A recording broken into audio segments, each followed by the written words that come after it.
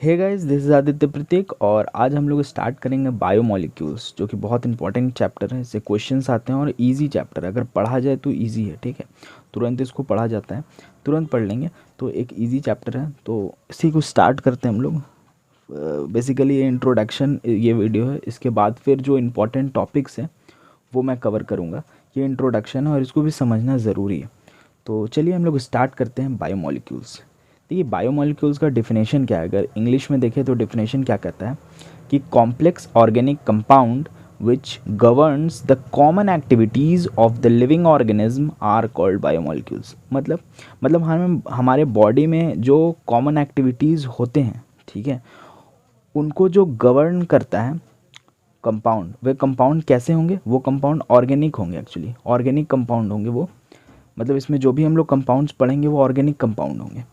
ठीक है, मतलब बायोमोलिक्यूल्स एक्चुअली एक ऑर्गेनिक कंपाउंड है। सिंपल वे में अगर समझे तो एक ऑर्गेनिक कंपाउंड है जो हमारे बॉडी के अंदर जो कॉमन एक्टिविटीज़ होते हैं उनको गवर्न करता है।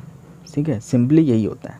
ठीक है यार, ये तो बायोमोलिक्यूल्स हो गया। अच्छा ठीक है, बायोमोलिक्यूल्स का जो पहला जो होगा, जो एग्जाम्पल ही कह लो या फिर पहला टाइप, वो होता है कार्बोहाइड्रेट। ठीक है, कार्बोहाइड्रेट एक्चुअली है क्या, समझते हैं। उसका एग्जाम्पल्स पढ़ेंगे, बहुत लंबा है, इसको समझते हैं धीरे धीरे। देखिए कार्बोहाइड्रेट्स एक्चुअली जो कॉमन सोर्स होगा, कहाँ से कार्बोहाइड्रेट हम लोग को मिलता है, अगर हम लोग देखें नेचर में तो जनरली हम लोग को कार्बोहाइड्रेट जो है वो प्लांट से मिलता है। ठीक है, जैसे केन शुगर हो गया, इससे हम लोग को कार्बोहाइड्रेट मिलता है। इसका जनरल फार्मूला ये होता है CxH2O, ये होता है इसका जनरल फार्मूला।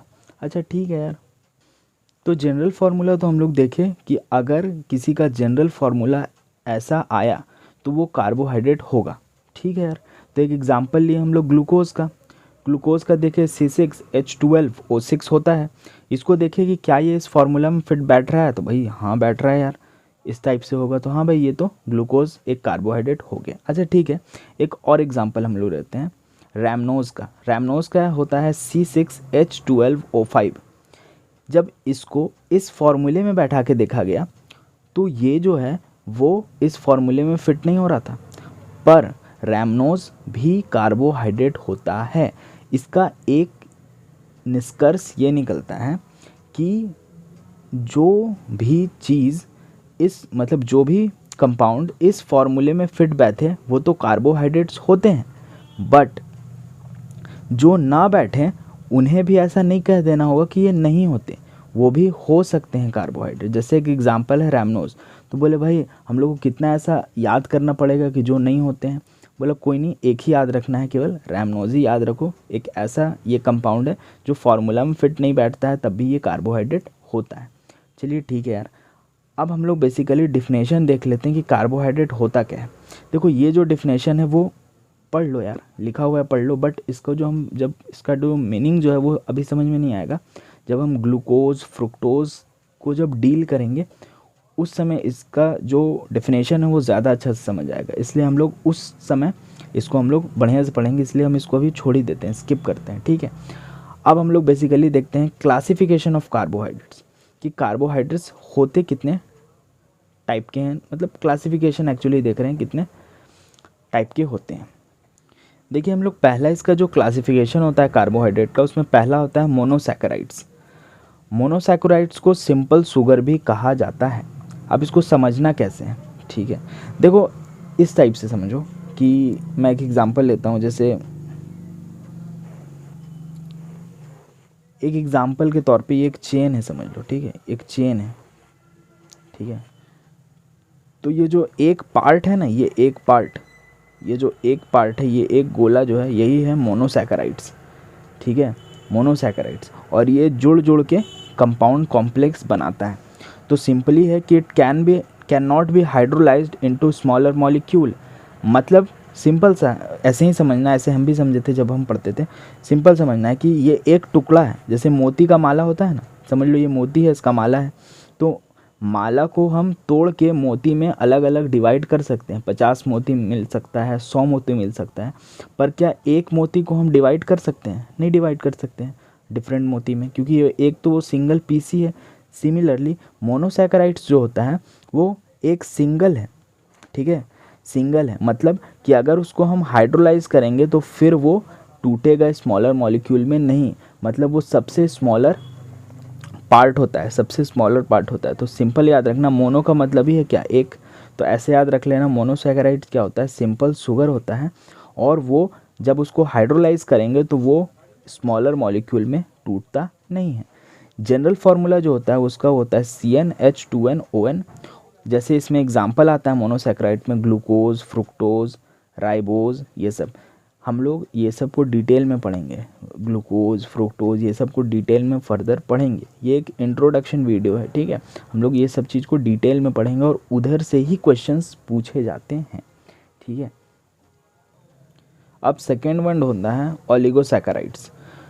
ओलिगोसैकेराइड्स क्या होता है, दीज आर द शुगर्स, ये भी शुगर ही है, which yield 2 to 10 monosaccharides unit on hydrolysis. इसका मीनिंग क्या हो गया, देखो इसका मीनिंग क्या है, देखो इसका मीनिंग क्या है, हम लोग मोनोसैकेराइड्स जो पढ़े थे पहला, उसमें हम लोग इस टाइप से एग्जांपल लिए थे, एक रिंग का ही समझ लो, एक रिंग कैसे करके मोती का माला है, समझ लो इस टाइप से मोती का माला है, ठीक है। अब होता क्या है एक्चुअली, मोनोसैकेराइड्स क्या होता है, एक सिंगल यूनिट होता है, ठीक है, जो कि टूटता नहीं है, ठीक है, पर यही मोनोसैकेराइड्स जो है आपस में जुड़ जुड़ के एक लंबा सा समझ लो रिंग बना ले रहा है, एक एग्जांपल के तौर पे समझते हैं, ठीक है, रिंग बना ले रहा है, ठीक है। तो ऐसा ही पूरा रिंग को हम लोग क्या कहते हैं, ये पूरा रिंग को हम लोग कहते हैं ओलिगोसैकेराइड्स। क्या कहते हैं, ओलिगोसैकेराइड्स कहा जाता है। अब भाई साहब कितना रिंग होगा, तो उसका एग्जाम्पल है, उसका है कि 2 से 10, क्या कह रहा था डेफिनेशन, कि 2 से 10 मोनोसैकेराइड्स हमको दे। मोनोसैकेराइड्स को सिंगल को कहते हैं, मतलब ये जो सिंगल हो वो 2 से 10 तक हो, मतलब मिनिमम 2 हो और मैक्सिमम कितना हो, 10 हो, मतलब 2 2 4 5 6 7 8 9 10, मैक्सिमम 10 हो। 2 से 10 हमको मोनोसैकेराइड्स यूनिट्स दे जब हम हाइड्रोलाइसिस का करें, जब हम इस कंपाउंड का हाइड्रोलाइसिस करेंगे तो मोनोसैकेराइड्स हमको कितना देगा, 2 देगा या फिर 10 देगा मोनोसैकेराइड, मतलब मोनोसैकेराइड्स उसमें 2 से 10 मोनोसैकेराइड्स यूनिट जुड़ करके वो बना होना चाहिए, तो ओलिगोसैकेराइड्स कहलाता है। अब उसी में एक एग्जांपल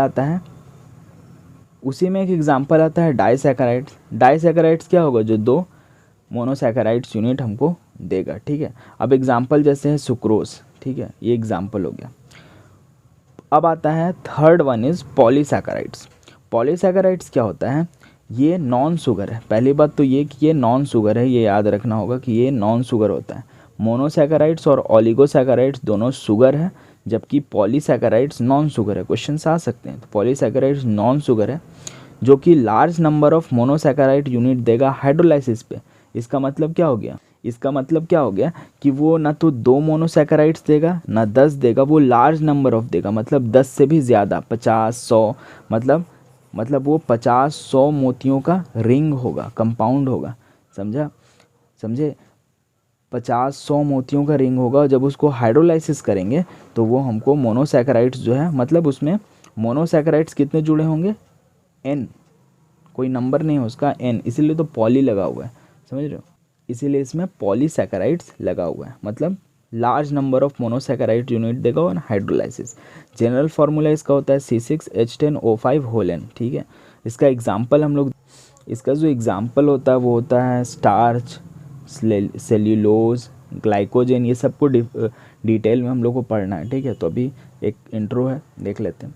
नोट में एक चीज़ याद रखना है कि वैसे पॉलीसैकेराइड्स जो कि नेचर में वाइडली यूज़ नहीं होते हैं वो पेंटोसेंस होते हैं, जिसका फार्मूला है C5H8O4। इसका यूज़ आगे एग्जांपल, ये इंपॉर्टेंट है तो इस नाम को केवल याद रखना, आगे इसका यूज़ आएगा, ठीक है।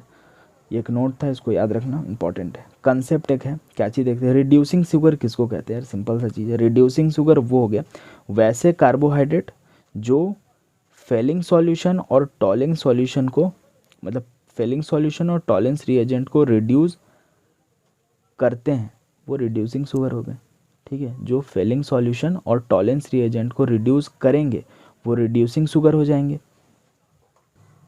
और जो रिड्यूस नहीं करेंगे वो नॉन रिड्यूसिंग शुगर हो जाएंगे। और इसका आगे और डिफिनेशन होगा तो हम लोग आगे इसको देखेंगे तो हम लोग इसको, ठीक है, यहीं पे इसको, इस लेक्चर को यहीं पे एंड करते हैं। और फर्दर जो मेन जो टॉपिक होगा, जो मेजर एग्ज़ामिनेशन में पूछे जाते हैं जो टॉपिक्स, उनको हम लोग आगे वीडियोस में पढ़ेंगे। तो थैंक यू।